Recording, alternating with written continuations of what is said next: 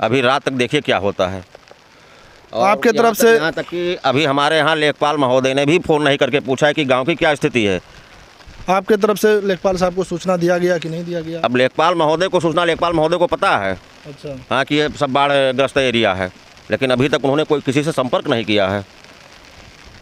अगर मान लीजिए पानी ज़्यादा आता है उस पर कैसे रहते हैं उस बारे में बताएं। अब पानी रहता है तो कुछ लोग अपना घर छोड़कर गांव में ही अन्य लोगों के घर पर जाकर रह लेते हैं, किसी प्रकार गुजारा अपन 4-6 दिन कम से कम 1 हफ्ता दूसरे के घर में रहकर अपना दिन काट लेते हैं। और क्या, और कोई व्यवस्था यहाँ थोड़े है।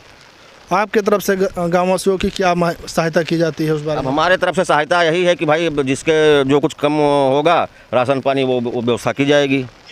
बाहर जाने का रास्ता भी लगभग बाधित हो गया है। कैसे ऐसे स्थिति में कैसे आप बाहर जाते हैं? अब बाहर हम लोग तो बहुत कम जाते हैं, बाहर नहीं जाते हैं। वो तो तैराक लोग हैं, वो ही निकल कर गाँव की सब्जी वब्जी लेकर के आते हैं बाज़ार से, और बाकी सब रास्ते बंद हैं।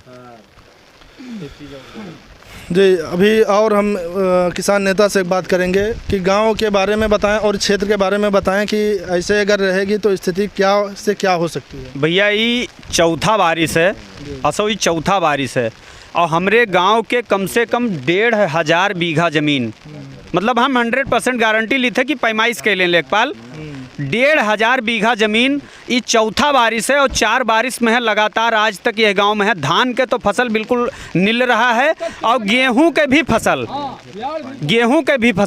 जब गेहूं के फसल किसान बोआई कर लेते हैं वही दिसंबर तक, चूँकि ये पानी इतना जल्दी खाली ना होता है, ये जाकर दिसंबर और जनवरी में साफ होता है।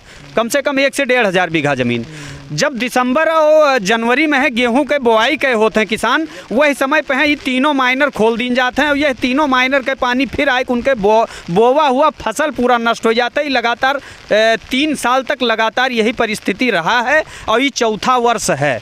और यह हम आवाज़ कई बार किसान दिवस में उठाए हैं, कई बार अन्य अपने जो उन्हें जिला के कार्यक्रम में भी उठाए हैं, लेकिन नए जिला अधिकारी आए हैं। हम लोग उम्मीद करी थे कि नहर विभाग के हैं बलाई कर और हमसे लोगों से वार्ता करी हैं बहुत जल्द।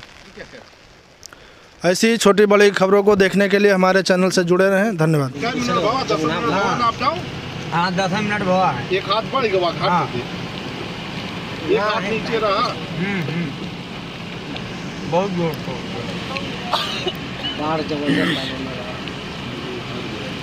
अरे जय साहब, तो आज तुम बड़ी तेजी से पंकज, बड़ी तेजी से। अरे अब हम गए ना तो नदीवा के ओके कररवा के 2.5 फुट नीचे रहा, और ये दया यहाँ रोड क्रॉस करेला।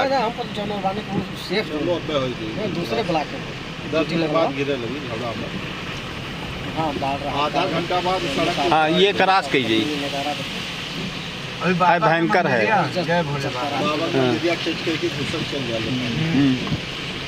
बाबा अगली बार 3-4 तखत जोड़ के तब ऊपर मंदिर के अंदर